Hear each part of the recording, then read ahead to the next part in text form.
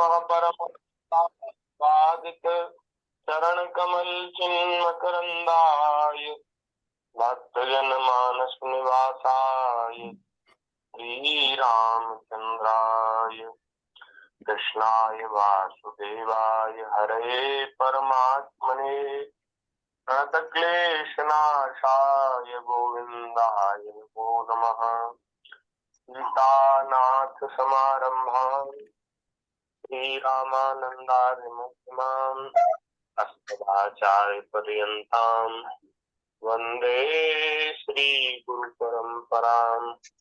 गुरुर्ब्रह्मा गुरुर्विष्णु गुरुर्देव महेश्वरः गुरुर्साक्षात् परब्रह्म तस्मै श्री गुरुवे नमः।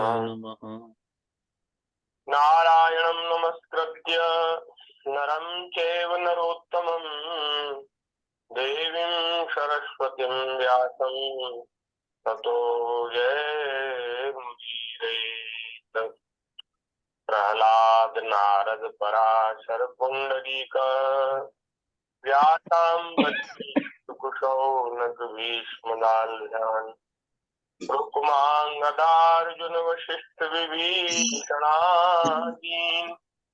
पुण्यानिमान् परम भागवतान् नमामि। चार युगल में भक्त जे इनके पद की धूई सर्वस्व सिर धरि राख्यो मेरी जीवन मोरी। भक्त भक्ति भगवंत गुरु चतुर्नाथ एक इनके पद बंधन किए नाशे विघ्न अनेक। श्री राम जय जय राम जय जय राम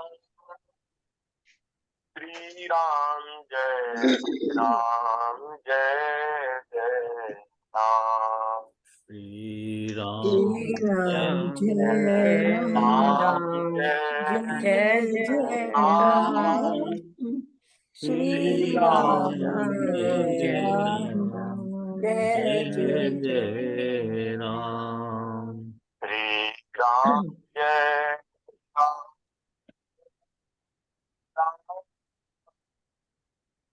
श्री राम जय राम श्री राम जय राम जय जय राम श्री राम जय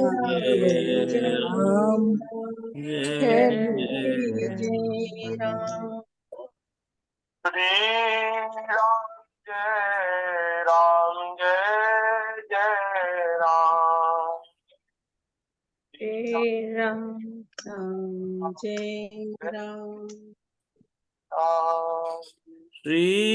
राम जय राम जय जय राम जय राम राम जय राम श्री राम जय राम जय जय राम श्री राम जय राम जय जय राम श्री राम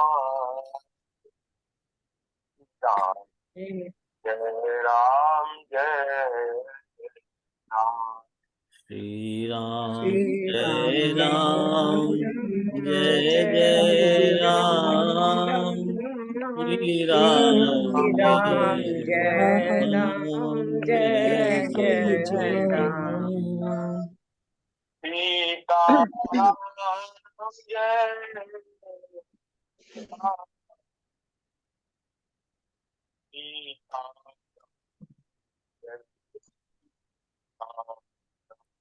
सीताराम जय सीताराम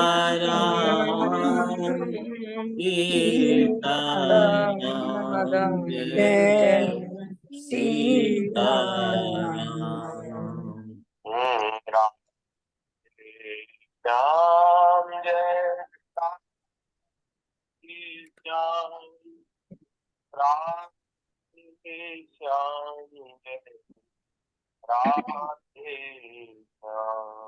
राधे श्याम जय राधे श्याम राधे श्याम जय राधे श्याम जय जय श्याम जय जय श्याम जय जय श्री राम जय जय श्याम जय जय जय श्याम जय जय जय श्री वृंदावन धाम। जय गौ माता जय गोपाल भक्त वत्सल प्रभु दीन दयाल जय गौ माता माता जय जय गोपाल भक्त वत्सल प्रभु दीन दयाल। श्री राम जय राम जय श्री राम जय राम जय राम श्री राम जय राम जय जय राम श्री राम जय राम जय जय राम श्री राम जय राम श्री राम जय राम जय जय राम श्री राम जय राम जय श्री वृंदावन बिहारी लाल की जय जय जय सीता के बिहारी लाल की जय श्री राधा वल्लभ लाल की जय जय 84 कोट ब्रजमंडल धाम परिधाम की जय श्री यमुना महारानी की जय जय श्रीमद् भागवत महापुराण की जय जय श्री सुखदेव जी महाराज की की जय जय श्री भगवान वेद व्यास जी महाराज की जय श्री सदगुरुदेव भगवान की जय सब संतन की जय सब हरि भक्तन की जय जगत जननी पूज्या गौ माता की जय जय जय श्री राम जय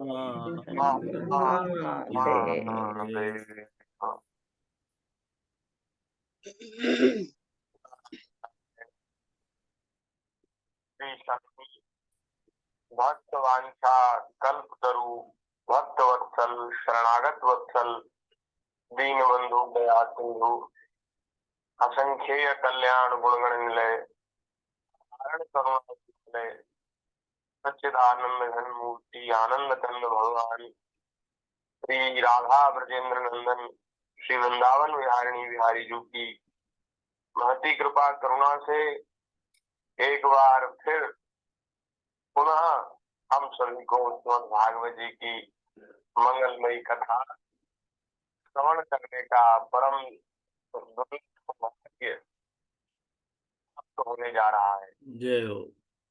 ठाकुर जी की बड़ी दया है, कृपा है।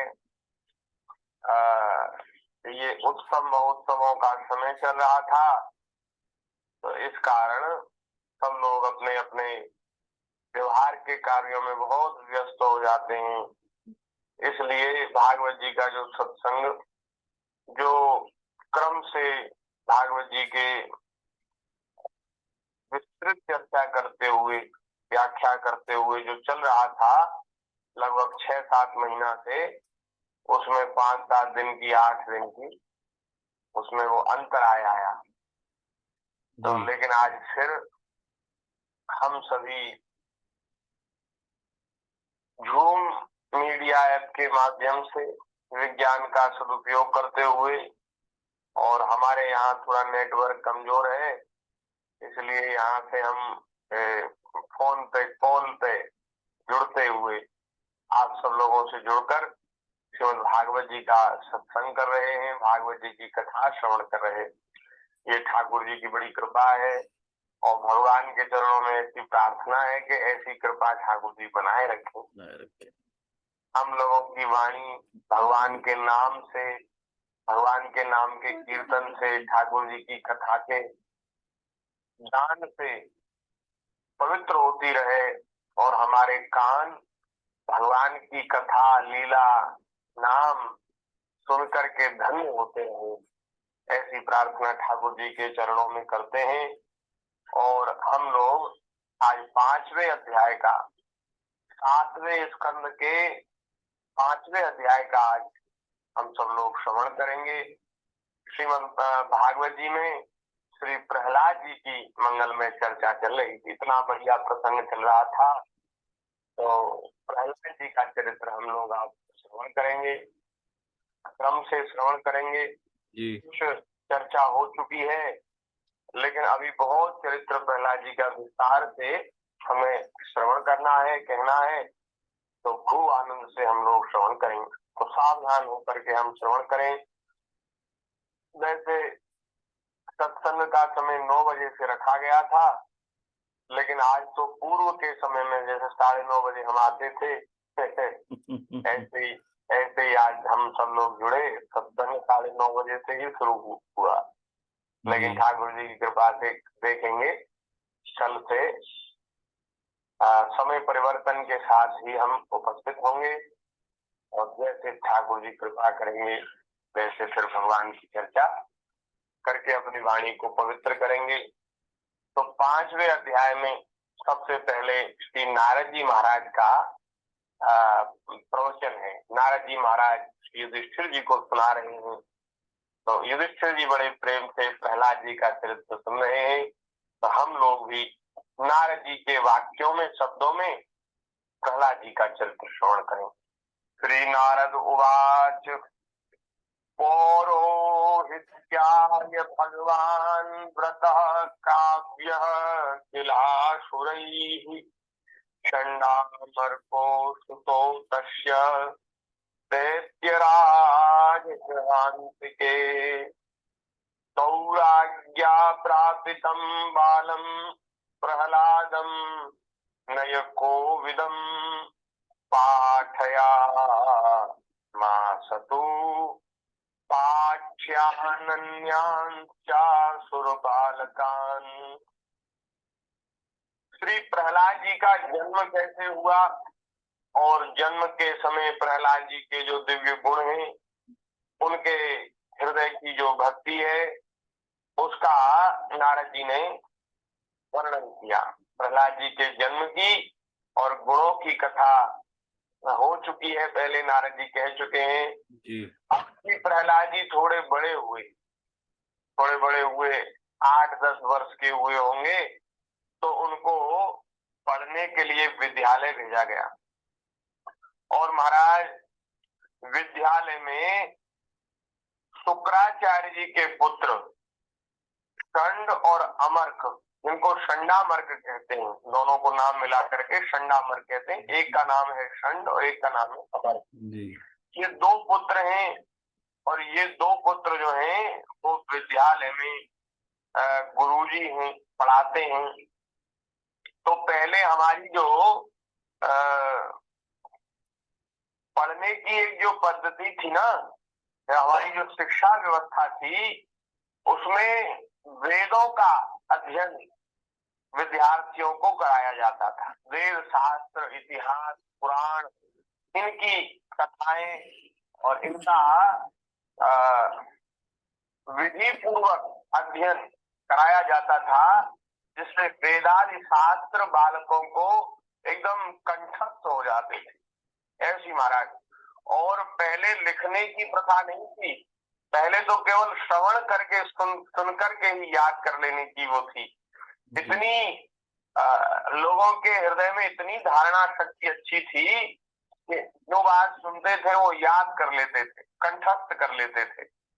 धीरे धीरे लोगों की जो स्मृति है वो थोड़ी कम होती गई, अब तो बिल्कुल ही कम हो गई। तो अब तो महाराज सब चीज लिखने का और सब लिख करके सुरक्षित करने का समय आ गया है। नहीं तो आज की चर्चा हम कल नहीं याद रख पाते, तो इसलिए हम लोगों की स्मृति इतनी वो हो गई, क्षीण हो गई, लुप्त हो गई, अब हम याद नहीं कर पाते, इसलिए लिखने की प्रथा चल। अच्छा, लिखने की प्रथा चल गई ना, इससे हमारी स्मरण शक्ति और क्षीण हो गई। अब आदमी बिल्कुल दिमाग पे जोर ही नहीं डालता, वो कहता है हमने लिख दिया है तो हमें याद करने की जरूरत, याद करने की आवश्यकता ही नहीं समझता। इसलिए वो अपने बुद्धि का, अपने दिमाग का प्रयोग नहीं करता, और भैया जिस चीज का प्रयोग नहीं होता ना वो खराब हो जाती। कोई भी वस्तु हो जिसका प्रयोग अगर न हो, अगर वो काम में न ली जाए तो वो व्यर्थ हो जाती, बेकार हो जाती। तो दिमाग लोगों का जो है महाराज, दिमाग तो हम लोगों में बहुत है, लेकिन हम उसका प्रयोग नहीं करते। बुद्धि तो ठाकुर जी ने दी है, जैसे पहले देते थे ऐसी थी, लेकिन हम लोग अब पढ़ने में लिखने में इतने होशियार हो गए कि सब कुछ लिख देते हैं और फोन में सुरक्षित कर देते हैं, डायरी में सुरक्षित कर देते हैं। तो अब दिमाग में कुछ नहीं रहता, खाली रहता है जरा। और दिमाग तो खाली नहीं रहता, दिमाग में न जाने क्या क्या ऊट-पटांग बातें भरी रहती हैं, और जिसके कारण लोगों को मानसिक तनाव, डिप्रेशन, टेंशन, न जाने क्या क्या वो मनोवैज्ञानिक रोग वो हो जाते हैं। अब बढ़िया बातें याद करने का चलन नहीं। पहले क्या था कि पहले याद कराया जाता था, श्रवण कराया जाता था। एक दिन आप डॉक्टर साहब भी बता रहे थे कि महाराज मन की कोई वो हो रही है, मन को पढ़ा जा रहा है, मनुष्य के बुद्धि को, मन को, उसके ऊपर शोध कार्य हो रहा है। तो उसमें ये बात आई है सामने कि रटने से, दोहराने से बात जल्दी याद हो जाती। अगर बार बार सुनी जाए कोई बात तो वो याद हो जाती जल्दी जी। तो रटने से याद हो जाती है। तो पहले ऐसे ही था, वेदों को महाराज रोज पाठ कराया जाता था तो वेद याद हो जाते थे। शास्त्र, पुराण, इतिहास, उनकी कथाएं बार बार सुनाई जाती थी, वो सब याद हो जाती थी। तो ये हमारी शिक्षा व्यवस्था थी, प्राचीन शिक्षा व्यवस्था। उसमें धर्म, अर्थ, काम और मोक्ष चारों पुरुषार्थों को पढ़ाया जाता था, चारों पुरुषार्थों की शिक्षा दी जाती थी। हम लोगों का धर्म क्या है, मनुष्य मात्र का कर्तव्य क्या है, हम लोगों को मनुष्य शरीर प्राप्त हुआ है तो हम लोगों को धर्म और अधर्म का ज्ञान होना चाहिए, इसलिए धर्म की शिक्षा दी जाती थी। धर्म क्या है, बोले जो भैया जिसका आचरण करने से आप स्वयं सुखी हो जाओ और सब सृष्टि सुखी हो जाए, वही धर्म है। जैसे किसी को कष्ट ना हो, किसी को दुख ना हो, वही धर्म है। परहित सरिस धर्म नहीं भाई, धर्म न दूसर सत्य समाना, ऐसे शास्त्रों में बात आई है। तो धर्म अधर्म की चर्चा सुनाई जाती थी, शिक्षा दी जाती थी। और दूसरी शिक्षा थी अर्थ की शिक्षा, माने हमारी आजीविका ठीक ठीक चलती रहे, अर्थ प्राप्ति होती रहे, ऐसी शिक्षा भी दी जाती थी। अब भागवत जी में ऐसा वर्णन है, श्री कृष्ण भगवान जब सांदीपनि जी के यहाँ पढ़ने गए तो उन्होंने महाराज 64 कलाएं सीख ली। 64 दिनों में 64 कलाएं सीख ली। तो 64 कलाओं में महाराज वो वहां बड़ी बड़ी अद्भुत चीजें हम आपको बताएंगे, आगे कथा आएगी। तो उसमें लिखा है भगवान श्री कृष्ण का जन्म वैश्य कुल में हुआ। तो महाराज वैश्यों के जो धर्म है ना वो सब सांदीपनि जी ने सिखाए। वैश्यों का क्या क्या धर्म, वैश्यों का धर्म है व्यापार। तो व्यापार में चीजें बनाना और फिर बना करके जब आपके पास कोई चीज होगी तो वो बिक हो जाएगी, अगर आप देखना चाहेंगे तो दिख जाएगी। कोई चीज हो तो सही, आप में कोई कला तो हो। तो महाराज श्री कृष्ण भगवान ने 64 दिनों में ही 64 कलाएं, उसमें महाराज मकान बनाना और लकड़ी के वो बनाना, लकड़ी के बर्तन बनाना और लकड़ी के जो कुर्सी आदि मेज आदि जो होते हैं फर्नीचर वो बनाना, और महाराज मिट्टी के बर्तन आदि बनाना और कलाकारी करना, माने जिसको आज की भाषा में पेंटिंग कहते हैं, आर्ट, उसकी शिक्षा ठाकुर जी ने प्राप्त करी। और विविध प्रकार के वाद्य यंत्रों को बजाना, उनकी शिक्षा भगवान ने प्राप्त करी। और सब प्रकार की वहाँ अनेक प्रकार की कलाएं हैं, तो उन सब कलाओं में ठाकुर जी पारंगत हो गए। तो ऐसी गुरुकुल प्रणाली थी, ऐसी प्रणाली थी कि वहां महाराज वहां रहने के बाद, वहां शिक्षा प्राप्त करने के बाद उसके सामने आजीविका का संकट, विद्यार्थी के सामने आजीविका का संकट नहीं आएगा। अब आजकल महाराज तमाम तरह की पढ़ाई पढ़ लेते हैं, लेकिन लोग फिर भी बेरोजगार हैं। बहुत तरह की पढ़ाई चल रही है, इतने विद्यालय, इतने कॉलेज, इतनी यूनिवर्सिटी, लेकिन महाराज बेरोजगारी बड़ी भारी समस्या है। बेरोजगारी की समस्या क्यों है? माने जो जीवन की मूलभूत आवश्यकता है, जीवन में जो सबसे ज्यादा आवश्यक है, वैसी शिक्षा हम प्राप्त नहीं करते। आजकल पढ़े लिखे लड़कों पर रसोई बनाना नहीं आता, और सबसे ज्यादा आवश्यक है रसोई बनाना, तो भैया आना चाहिए। कभी क्या जरूरत पड़ जाए, रसोई बनाना आना चाहिए। और रसोई के लिए उपयोगी जो खाद्यान्न है, अन्न है, गेहूं है, चावल है, साग सब्जी है, वो उनको उगाना भी आना चाहिए, बनाना नहीं, उनको उगाना, माने खेती किसानी का काम भी आना चाहिए। कभी ऐसी समस्या आ गई, अब कोरोना में हुआ तो था, कोरोना में ऐसा हो गया था कि महाराज सब आवागमन सब बंद हो गया। अब लोगों के सामने बड़ा संकट रहा है, कैसे जाएं, कहाँ जाएं, क्या करें। तो सबसे ज्यादा आवश्यक है शरीर को चलाने के लिए भोजन, और भैया भोजन प्राप्त होता है भूमि से। हम लोग जो खाते पीते हैं उसका भूमि से प्राप्त होता है। तो ये खेती किसानी का कार्य आना चाहिए सबको। अब आजकल खेती किसानी की तो कोई शिक्षा लेना, ये तो बड़े नीचे दर्जे की बात हो गई। अरे बताओ, खेती किसानी करेंगे हम तो पढ़ लिख करके वो बनेंगे, डॉक्टर इंजीनियर कलेक्टर बनेंगे। अब डॉक्टर इंजीनियर कलेक्टर वो भी तो भोजन ही तो करेंगे। तो महाराज मूलभूत जो शिक्षाएं हैं वो प्राप्त नहीं करते, और तमाम तरह की पढ़ाई पढ़ लेते। उनके बिना जीवन चल जाएगा, लेकिन महाराज भोजन के बिना, जल के बिना, वायु के बिना भोजन काम नहीं चलेगा। तो आजकल बेरोजगारी की समस्या इसीलिए है कि जो हम लोगों के व्यवहार में रोज आने वाली जो वस्तुएं हैं, जो काम हैं, उन लोगों को हम नहीं सीखते विद्यालयों में। अगर विद्यार्थी ऐसी शिक्षा प्राप्त करे कि उसको कोई कला प्राप्त हो जाए और उसको कोई नई चीज बनाना आ जाए, तो उसको फिर बेरोजगारी नहीं रहेगी। तो पहले महाराज विद्यालयों में ऐसा सिखाया जाता था, वेदों की शिक्षा दी जाती थी, और धर्म अर्थ काम और मोक्ष, और अंत में मोक्ष की शिक्षा दी जाती थी कि भाई मनुष्य शरीर जो है ये भगवत प्राप्ति के लिए है। संसार में और व्यवहार में ही फंस करके इस मनुष्य जीवन को व्यर्थ नहीं करना है। सब कुछ करते रह करके भी अपनी परमार्थ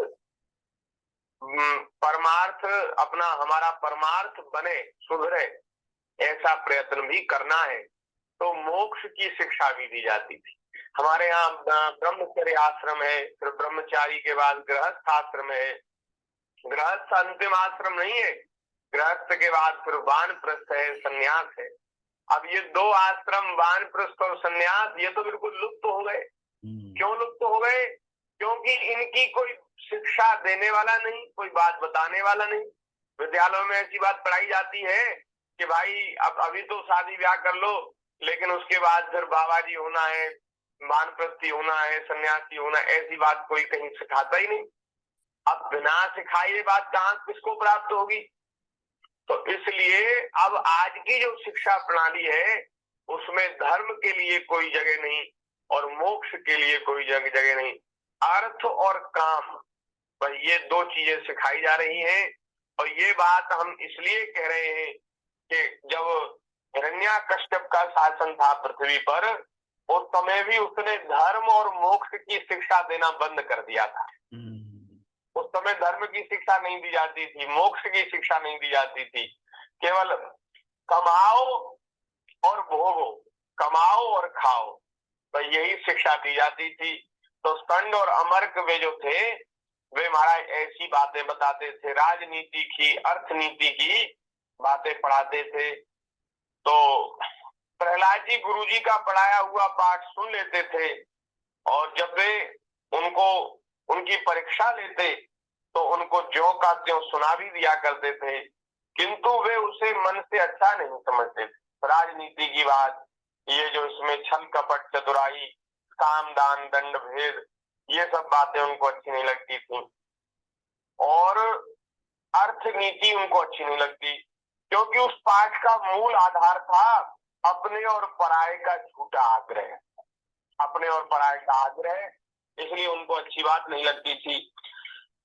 तो हे युधिष्ठिर, एक दिन हिरण्यकश्यपु ने अपने पुत्र प्रहलाद को बड़े प्रेम से गोद में लेकर पूछा, बेटा बताओ तो सही, तुम्हें कौन सी बात अच्छी लगती है? जो तुमने पढ़ा उसमें तुम्हें क्या अच्छा लगा? एक बार हिरण्यकश्यप ने ये पूछा प्रहलाद जी। अच्छा, प्रहलाद जी ने क्या कहा उसको तो हम बाद में बताएंगे, लेकिन एक बात कहना हम भूल गए कि आज की जो शिक्षा पद्धति है वो हिरण्यकश्यप की शिक्षा पद्धति है। अब लोग कहते हैं कि भाई राम राज्य कैसे आएगा, राम राज्य कैसे आएगा? अरे भाई, राम राज्य में जो शिक्षा प्रणाली थी वो शिक्षा प्रणाली यदि हम लागू नहीं करेंगे तो राम राज्य कैसे आएगा? फिर तो हिरण्याकश्यप का राज्य आएगा। कमाओ और भोगो, दूसरे का हक मारो, बेईमानी करो और दूसरों के अधिकार को छीनकर और स्वयं उसका भोग करो। अब यही तो हो रहा है, क्योंकि धर्म और मोक्ष की शिक्षा नहीं बताई जा रही, केवल अर्थ और काम की शिक्षा दी जा रही है। और कहते हैं राम राज्य कैसे स्थापित होगा? तो भैया इस शिक्षा प्रणाली से तो हिरण्याकश्यप का राज्य लागू होगा, राम राज्य लागू नहीं होगा। ये बात निवेदन करनी थी जी। अब जब श्री प्रहलाद जी से पूछा गया कि महाराज तुम्हें क्या बढ़िया लगा, पर तुमने जो पढ़ा उसमें कौन सी बात अच्छी लगी? तो श्री प्रहलाद जी ने कहा, बड़ी सुंदर बात कही। प्रहलाद जी बोले, तत्साधु मन्ये सुरवर्य देहिनां सदा समुद्विग्न धियाम शत्रहा हित्वात्मपातं ग्रहमकूपं वनं गतो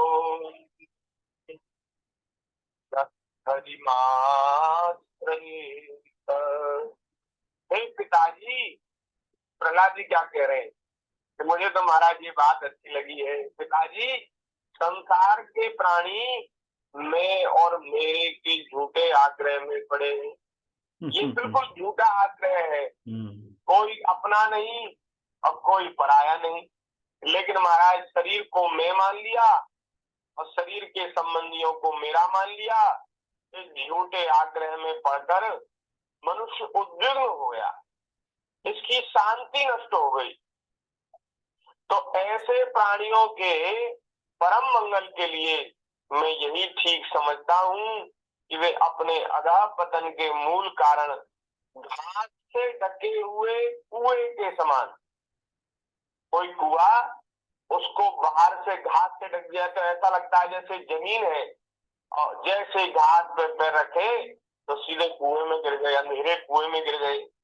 तो ये जो घर है, घर के लिए कह रहे, घास से ढके हुए अंधेरे कुएं के समान घर गृहस्थी उसको छोड़कर वन में चला जाए और भगवान श्री हरि की शरण ग्रहण करे।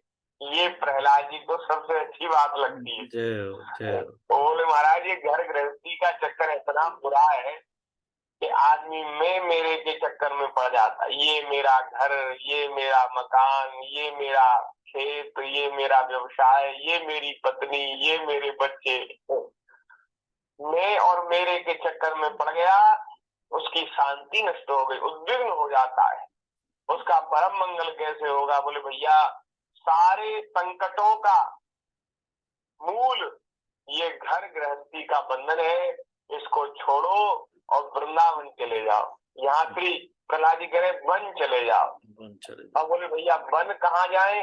बोले वन तो वृंदावन सा वन नहीं कोई, जय हो, जय हो। वृंदावन सो वन नहीं नंदगाम सो गाम। हाँ, जो वन रुचे तो बसो श्री वृंदावन।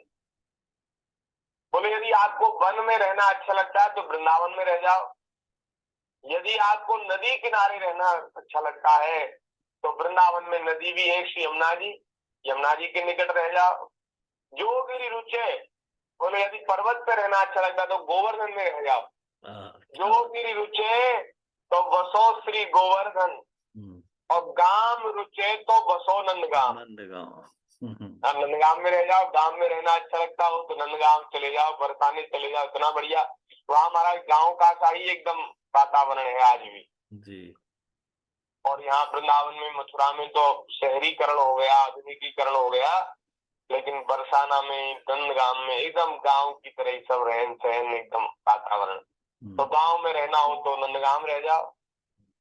और सरिता रुचे तो बसो श्री कालिंदी के तट, और महाराज यदि नदी अच्छी लगे तो कालिंदी के तट रह जाओ, यमुना जी के तट।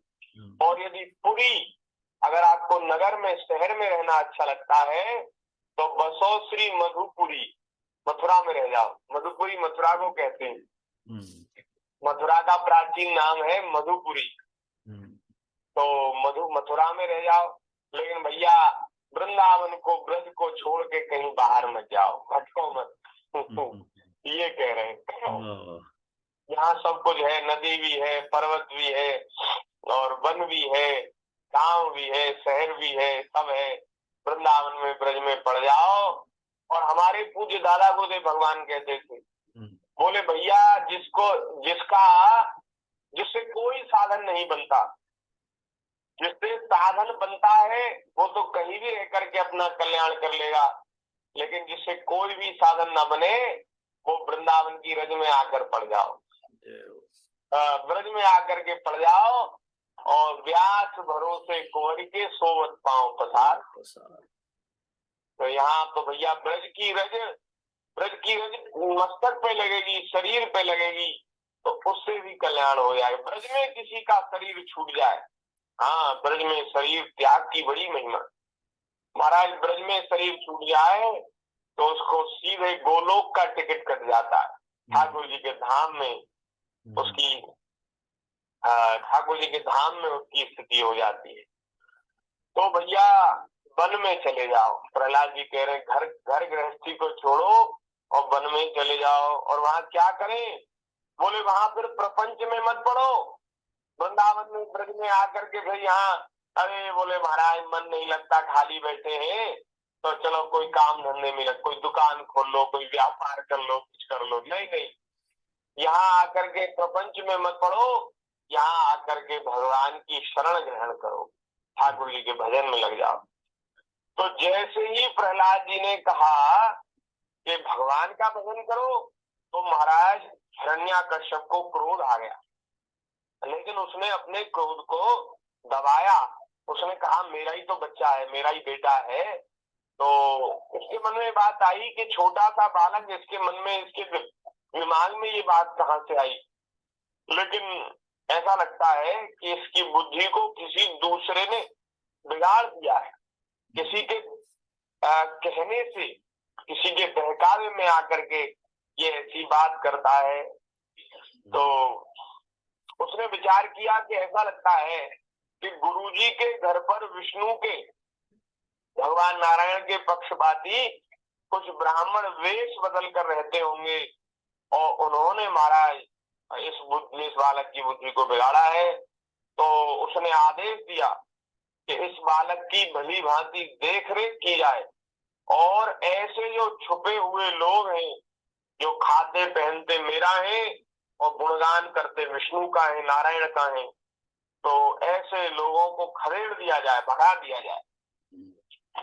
वहां तो महाराज कथा कीर्तन सत्संग इस पे सब पे प्रतिबंध था हिरण्याकश्यप के शासन काल में। तो ऐसी चर्चा करना महाराज वहां दंडनीय अपराध था। तो देखो हम लोग कहते कलयुग बुरा है, कलयुग बुरा। अरे कलयुग में ऐसी सुविधा है कि महाराज सत्संग कर सकते हैं आप। कलयुग में ठाकुर जी की कथा कीर्तन पे प्रतिबंध थोड़ी है। तो भगवान की बड़ी कृपा है, दया है भैया, और बड़ा सस्ता युग है कलयुग। इसमें बहुत सहजता से, बड़ी सुलभता से भगवान की प्राप्ति हो जाती है। कोई अगर लग जाए, कोई भगवान की प्राप्ति के मार्ग में यदि लग जाए, तो उसे बहुत सहजता से ठाकुर जी के चरणों की प्राप्ति हो जाती है। बहुत सस्ता युग है। तो अब उसने कहा कि भैया ऐसे जो लोग हैं जो विष्णु भगवान के गुणों को कहते हैं, उनको भगा दिया जाए, मार दिया जाए। अब तो महाराज उसके सेवकों ने, दैत्यों ने प्रहलाद जी को गुरु जी के घर पहुंचा दिया। तब पुरोहितों ने उनको बहुत पुचकार कर, फुसला कर, बड़ी मधुर वाणी से उनसे पूछा, बेटा प्रहलाद ठीक ठीक बताओ, देखो झूठ मत बोलना, यह तुम्हारी बुद्धि उल्टी कैसे हो गई? हमने तो कभी तुम्हें ऐसी बात पढ़ाई नहीं कि विष्णु भगवान का भजन करो, वन में चले जाओ। और दूसरे जो बालक हैं तुम्हारे सहपाठी, उनकी भी बुद्धि किसी की ऐसी नहीं है जैसी तुमने अपने पिताजी को बात सुनाई जाकर के, अरे तुमने सारा करा कराया पानी में मिला दिया। हम इतने दिनों से तुम्हें पढ़ा रहे थे राजनीति, अर्थनीति, और तुमने तो सब हाथ चौपट कर दिया। अरे भाई ऐसा मत करो, अगर ऐसा ही करोगे तो तुम्हारा पिता हमको दंड देगा और हमारा जो राशन पानी है वो सब बंद कर देगा भाई। तो तुम ठीक ठीक बताओ, तुम्हें कहाँ से ऐसी बुद्धि प्राप्त हुई? तो प्रहलाद जी ने कहा, परस्तेत्य सदग्राह पुंसाम यन्मायया कृतः विमोहित धियाम दृष्टस्तस्मै भगवते नमः। प्रहलाद जी बोले कि हे गुरु जी, जिन मनुष्यों की बुद्धि मोह से ग्रस्त हो रही है, उन्हीं को भगवान की माया से झूठा दुराग्रह होता देखा गया है कि यह अपना है और यह पराया। उन मायापति भगवान को मैं नमस्कार करता हूँ। वे भगवान ही जब कृपा करते हैं तब मनुष्य की पशु बुद्धि नष्ट होती। ये पशु बुद्धि है महाराज। पशुओं में ये रहता है कि ये मेरा है, ये पराया है। ये मनुष्य यदि ऐसी बात सोचता है तो ये भी पशु बुद्धि है। आजकल हम लोगों की ऐसी बुद्धि हो गई, स्वार्थ के कारण इतने हम अंधे हो गए कि अब दूसरे प्राणियों के अधिकार का हनन करके भी हम सुखी होना चाहते हैं। ये इसीलिए तो है कि हमें अपना और तेरा ये जो भेद है ये है। अगर हम ये बात विचार करें कि अरे हम उसका सुख लेकर स्वयं सुखी होना चाहते हैं, इसमें हमारा क्या लाभ है? अरे उसके भीतर भी तो वही आत्मा है जो मेरे भीतर है, तो चाहे वो भोगे चाहे मैं भोगू, एक ही बात है। हाँ, वो सुखी हो तो हम सुखी हो जाएं, और किसी दूसरे प्राणी के दुख में दुखी हो जाए, बस यही बात है। इतनी बात अगर किसी के जीवन में आ जाए तो समझो कि भैया भगवान मिल गए। ये भगवत प्राप्ति का संकेत है। ये जो ज्ञानी महापुरुष होते हैं ना, वो उनकी सिद्धावस्था क्या होती है कि वो सब में अपने आप को देखते हैं। यही सिद्धावस्था है। सब में भगवान को देखते हैं, अपनी आत्मा को देखते हैं। वह जीव, वह मनुष्य उस सुख का अनुभव करके सुखी हो गया, तो उसमें वे सुखी हो जाते। ऐसा लगता है हमने पा लिया, ऐसी बात। तो भैया ये जो बात है ये तो दैवीय गुण है। और अगर हम अपना पराया मैं, मेरा, तू, तेरा इसमें फंसे हैं, तो ये बुद्धि जो है ये पशु बुद्धि है।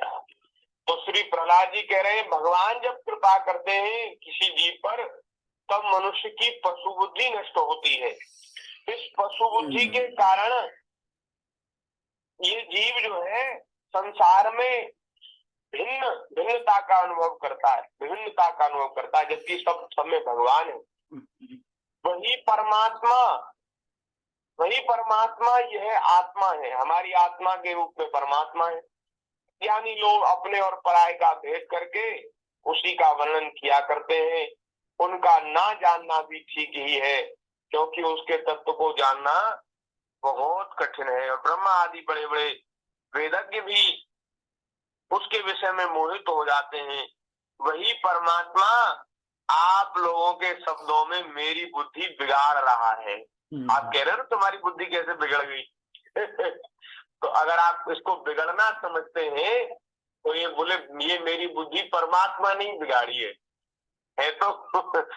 तो ये सुधरना, ये बुद्धि का बिगड़ना नहीं है। अरे जब सब में भगवान दिखने लग जाए, अपनी आत्मा दिखने लग जाए, तो ये बुद्धि का सुधरना है, शुद्ध होना है। लेकिन आप कह रहे हो बुद्धि बिगड़ गई, तो चलो ठीक है, आपकी बात सही मान लो। तो ये बुद्धि मेरी परमात्मा ने बिगाड़ी। गुरुजी, जैसे चुंबक के पास लोहा स्वयं खिंचाता है, वैसे ही चक्रपाणी भगवान नारायण की स्वच्छंद इच्छा शक्ति से मेरा चित्त भी संसार से अलग होकर उनकी ओर बरबस खिंच जाता है। प्रयास नहीं करना पड़ता। ये देखो ठाकुर जी जिसके ऊपर कृपा करते हैं उसके चित्त वित्त की चोरी कर लेते हैं। भगवान का एक नाम है चित्त चोर। क्या नाम है? चित्त चोर। ठाकुर जी चित्त की चोरी कर लेते हैं। जिसके ऊपर भगवान प्रसन्न होते हैं, जिसके ऊपर कृपा करते हैं, तो ठाकुर जी तो चुम्बक बन जाते हैं, उसका चित्त लोहे की तरह, और जैसे लोहा चुम्बक की तरफ खिंच जाता है, ऐसे भगवान की तरफ उसका मन, उसका चित्त खिंच जाता है। नारद जी कहते हैं कि परम ज्ञानी प्रहलाद अपने गुरुजी से इतना कह करके चुप हो गए, और पुरोहित बेचारे राजा के सेवक थे, पराधीन से डर गए। उन्होंने बड़ा क्रोध किया, प्रहलाद को झिड़क दिया और कहा कि भैया तू तो हमें मरवा के छोड़ेगा। अगर यही सब हाल रहा तो अब आपकी बार हमारा ही नंबर है। तो तुम तो मुश्किल हिरण्याकश्यप के पुत्र हो भाई, राजा के पुत्र हो, राजकुमार हो, तो तुमसे तो क्या कहेगा, लेकिन वो हमारी खबर ले लेगा।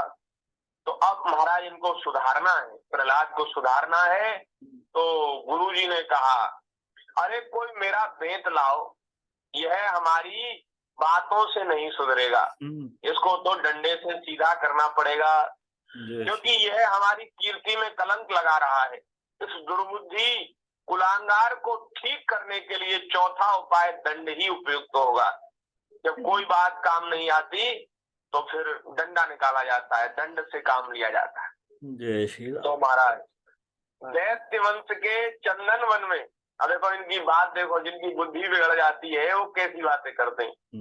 वो कह रहे दैत्य वंश के चंदन वन में यह कांटेदार बबूल कहाँ से पैदा हो गया।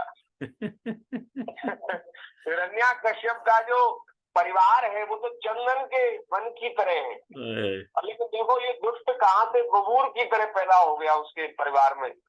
बताओ, जो विष्णु इसके परिवार का शत्रु है, इस वन की जड़ काटने में कुल्हाड़े का काम करते हैं, यह नादान बालक उन्हीं का बेटा बन रहा है।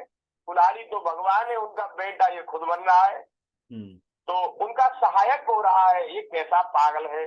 इस प्रकार गुरुजी ने तरह तरह से डांट डपट करके प्रहलाद को धमकाया, और फिर से वही शिक्षा देने लग गए, अर्थ की, काम की। कुछ समय के बाद जब गुरुजी ने देखा कि प्रहलाद ने साम दान भेद और दंड के संबंध की सारी बातें जान ली है, तब वे उन्हें उनकी माँ के पास ले गए, क्योंकि वो सीखने में तो बड़े होशियार थे, जल्दी से सब बात सीख लेते थे, गुरुजी को सुना देते थे, गुरुजी ने जो पाठ पढ़ाया सब सुना दिया। अब तो वे बड़े प्रसन्न हुए कि भाई इसने तो हमारी सब बात सीख ली। तो उनकी मैया के पास ले गए और माता ने बड़े लाड़ प्यार से उनको नहलाया धुलाया, गहने कपड़े पहनाए, भोजन कराया और हिरण्याकश्यप के बाद फिर लेकर के गई सुंदर श्रृंगार करके।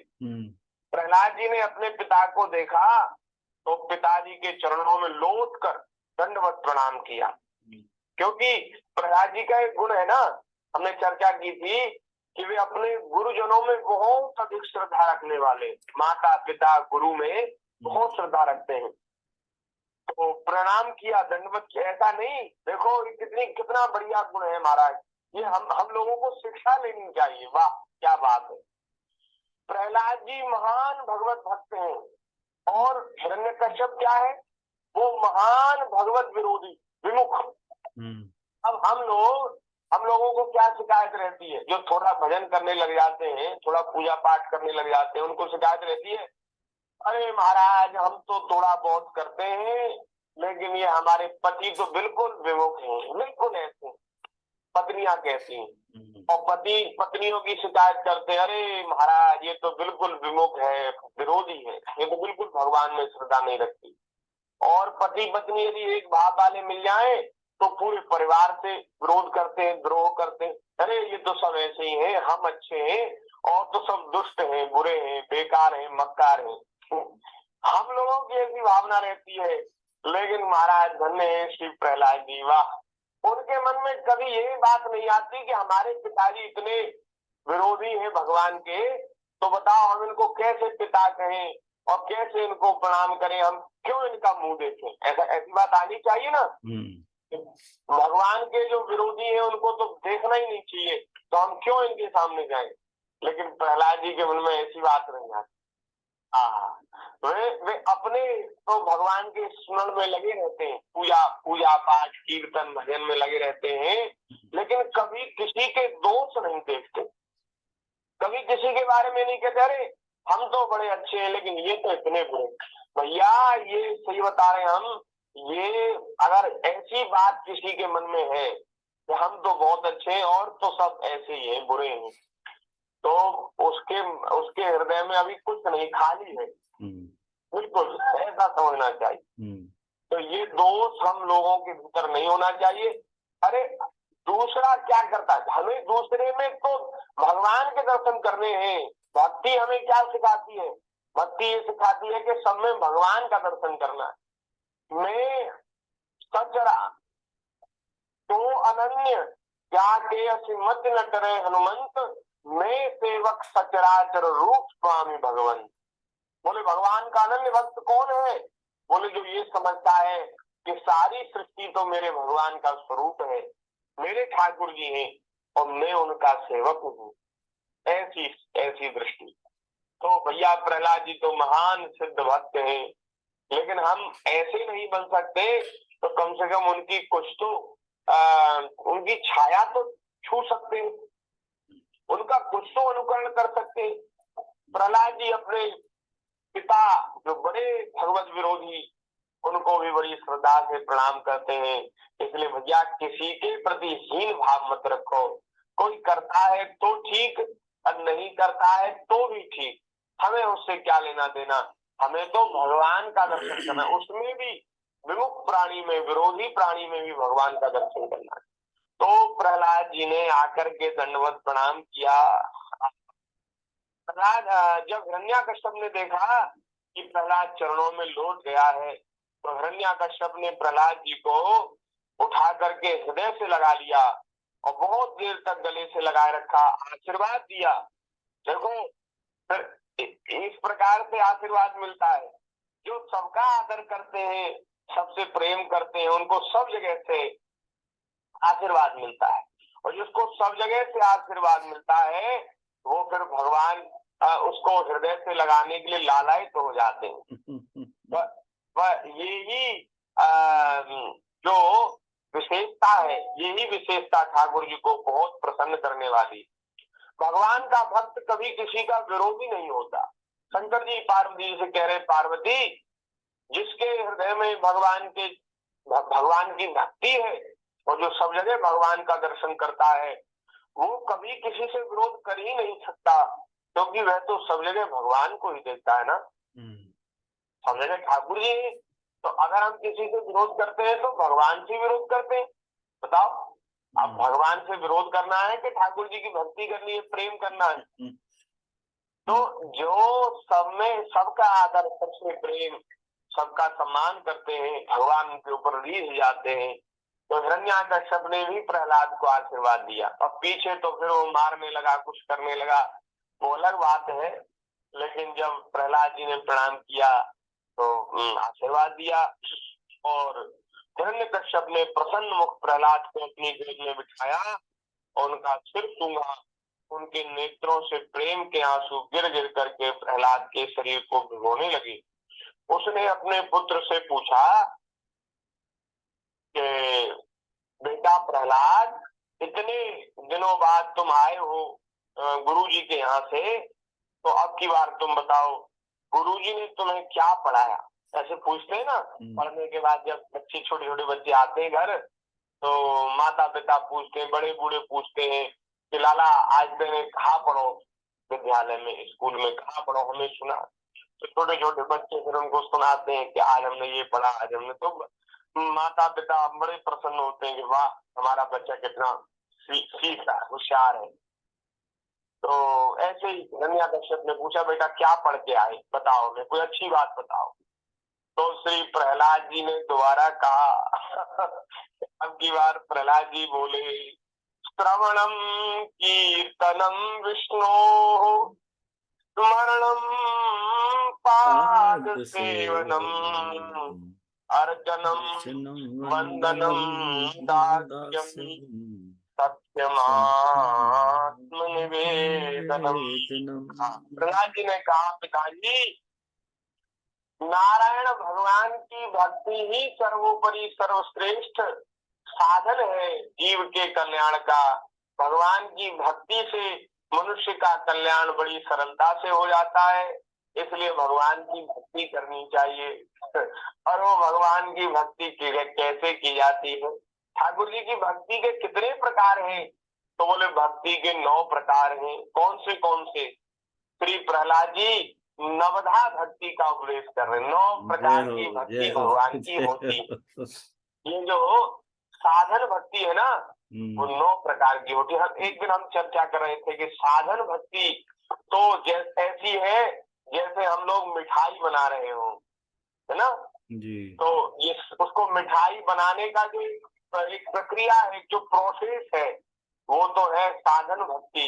और जब मिठाई बनकर तैयार हो जाती है, ठाकुर जी को भोग धराया जाता है, तो फिर वो बन जाती है सिद्धा भक्ति। सिद्धा भक्ति, हाँ। एक तो साधन भक्ति और एक भक्ति सिद्ध हो गई। तो मिठाई बनकर तैयार हो गई, अब बोले पाना है, ठाकुर जी को भोग लगाना है, फिर पाना है। तो 9 प्रकार की जो भक्ति है, इसी से ठाकुर जी में प्रेम होता है। इस भक्ति का जब हम अनुसंधान करते, आचरण करते हैं, भगवान में प्रेम होता है। कौन सी भक्ति? बड़ी अच्छी बात है, श्रवण करने योग्य है और जीवन में धारण करने योग्य है। सबसे पहली भक्ति है श्रवण, भगवान की चर्चा, भगवान की कथा, भगवान की लीला का श्रवण। क्योंकि बिना श्रवण के कोई दूसरी भक्ति आएगी नहीं। कान के माध्यम से तो भगवान के चरित्रों का हम श्रवण करेंगे, तो फिर धीरे धीरे 9 प्रकार की भक्ति पुष्ट होगी। पहली भक्ति है श्रवण, दूसरी भक्ति है कीर्तन। जो हमने श्रवण किया उसको हम फिर कीर्तन करें, भगवान के नाम का कीर्तन करें, भगवान की लीला का कीर्तन। कीर्तन माने किसी को, एक तो होता है भगवान के नाम का संकीर्तन, और जो जैसे हम कथा कह रहे हैं, तो ये भी भगवान के गुणों का कीर्तन है। तो हमने पहले श्रवण किया और फिर हम सुना रहे हैं, तो ये कीर्तन भक्ति हो गई। और तीसरी भक्ति है भगवान का स्मरण। तो पहले कथा सुनो, और कोई सुनने अगर कोई मिल जाए अधिकारी तो सुनाओ, और फिर महाराज अगर कोई न मिले, कभी एकांत में बैठे हैं, तो भगवान का स्मरण करो, ठाकुर जी का स्मरण। जो भगवान की लीलाएं हैं, भगवान के चरित्र हैं, भगवान के जो स्वरूप है, उनका स्मरण करना चाहिए। तीसरी भक्ति है स्मरण। और चौथी भक्ति है भगवान की सेवा। भैया जो श्रवण में, कीर्तन में, स्मरण में लग जाता है, प्रेम से करता है इन तीनों साधनों को, उसको भगवान की सेवा करने का मन करता है। उसको लगता है कि अरे ये शरीर, ये हाथ, ये पैर, ये इंद्रियां, ये हमारी व्यर्थ है यदि भगवान की सेवा इनके द्वारा नहीं हो रही। तो सेवा कैसे करते हैं? तो सेवा के लिए हम प्रतीक बनाते हैं ठाकुर जी के श्री विग्रह को भगवत स्वरूप मानकर, ये भगवान ही इनमें विराजमान है।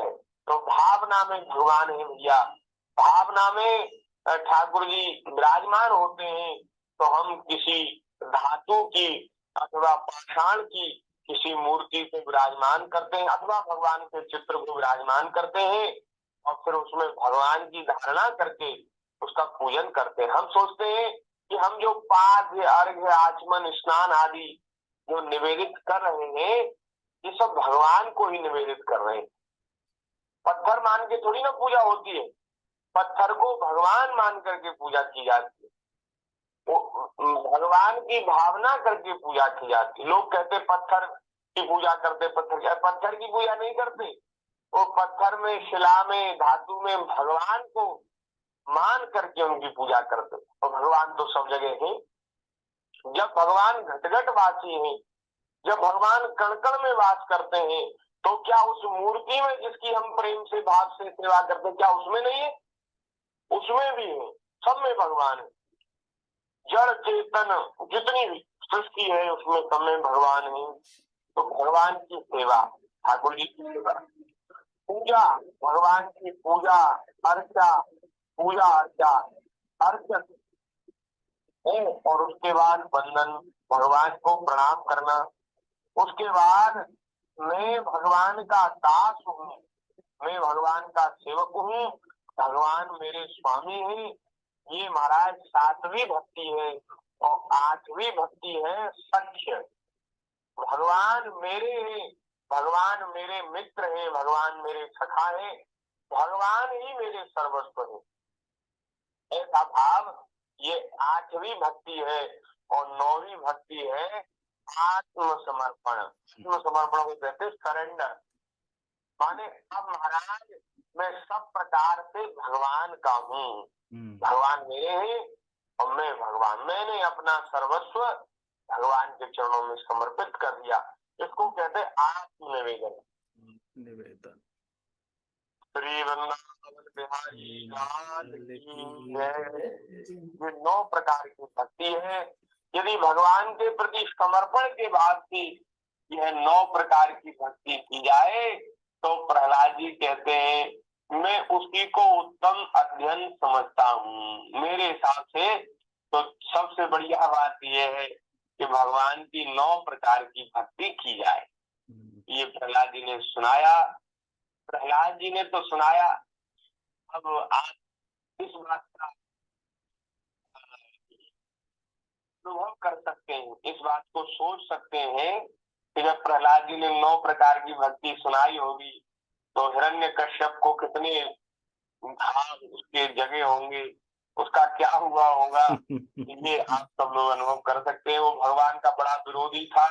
सुन करके महाराज की आंखें लाल हो गई, एकदम क्रोध के मारे, एकदम क्रोध के मारे होठ फड़कने लगे।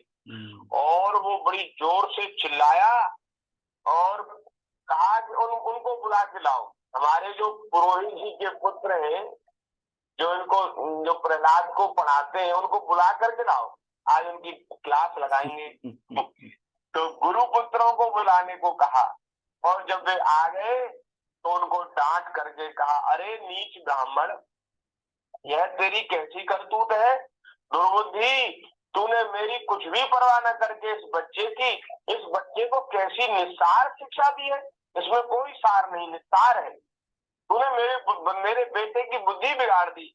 अरे तू तो मेरे नगर में रहकर, मेरे राज्य में रहकर, मेरे घर में रहकर, और तू मेरे शत्रु का प्रचार करता है। तू मेरा सबसे बड़ा शत्रु है। ऐसा लगता है कि तू मेरे शत्रुओं के द्वारा सिखाया पढ़ाया है। संसार में ऐसे दुष्टों की कमी नहीं जो मित्र का बाना धारण करते हैं और छिपे छिपे शत्रु का काम करते हैं, परंतु उनकी कलई ठीक वैसे ही खुल जाती है जैसे छिपकर पाप करने वालों का पाप समय आने पर रोग के रूप में, जो पाप किए जाते हैं ना शरीर से, वो शरीर में रोग के रूप में प्रकट हो जाते हैं और पाप की पोल खुल जाती है। तो इस प्रकार से हिरण्यकश्यप ने डांटा। गुरु पुत्रों ने कहा, महाराज हमें क्षमा करें, हमने कभी इसको ऐसी शिक्षा नहीं दी। आपका जो पुत्र कह रहा है वह मेरे कहने से अथवा किसी और के कहने से नहीं कह रहा। बोले महाराज इसकी ये जो बुद्धि है ना, ये जन्मजात ही ऐसी है, इसको किसी ने नहीं पढ़ाया, ये तो पढ़ा पढ़ाया आया है महाराज, पेट से ही पढ़ करके आया है। इसकी तो जन्मजात स्वाभाविक बुद्धि ही ऐसी है। महाराज आप हमारे ऊपर क्रोध न कीजिए और हमें व्यर्थ दोष न लगाइए। अब जब ऐसी बात कही गुरु पुत्रों ने, तो नारद जी महाराज कहते हैं कि युधिष्ठिर, अब हिरण्यकश्यप को ये थोड़ा मालूम हुआ, ये बात उसके दिमाग में आई कि गुरु पुत्र तो मेरी आज्ञा के अधीन है, ये इसको ऐसी शिक्षा नहीं देंगे, ये जो बात कह रहे हैं वो लगता है ठीक ही कह रहे हैं। अब महाराज उसको प्रहलाद जी के ऊपर क्रोध आया और प्रहलाद जी से कहा, क्यों रे दुष्ट, तुझे ऐसी अहित करने वाली खोटी बुद्धि गुरुजी ने नहीं सुनाई तो कहां से प्राप्त हुई है, कहां से तू सीख के आया है। अब जो प्रहलाद जी ने उत्तर दिया है उसकी चर्चा हम आगे कर देंगे, क्योंकि अब समय हो गया है बहुत, और जो 1 घंटे का समय था वो तो हमने ले ही लिया पूरा, आप तो 1.5 घंटे से बैठे। जय हो। लेकिन ये प्रहलाद जी की ये जो चर्चा चल रही थी, तो मैं तो सोच रहा था कि पूरी कर लें, लेकिन अभी थोड़ा और समय लगेगा, तो इसलिए इसको कल करेंगे। प्रहलाद जी ने जो उत्तर दिया उसकी चर्चा कल करेंगे। आज के सत्संग को भगवान के चरणों में यही समर्पित करते हैं। 1 मिनट भगवान के नाम का कीर्तन कर लें। श्री वृंदावन बिहारी लाल की जय। हरि शरणम हरि शरणम हरि शरणम हरि शरणम हरि हरि शरणम शरणं हरि शरणम हरि शरणम शरणं हरि हरि शरणम शरणं हरि शरणम हरि शरणम हरि शरणम हरि हरि शरणं हरि शरणं हरि शरणं हरि शरणं हरि शरणम हरि शरणम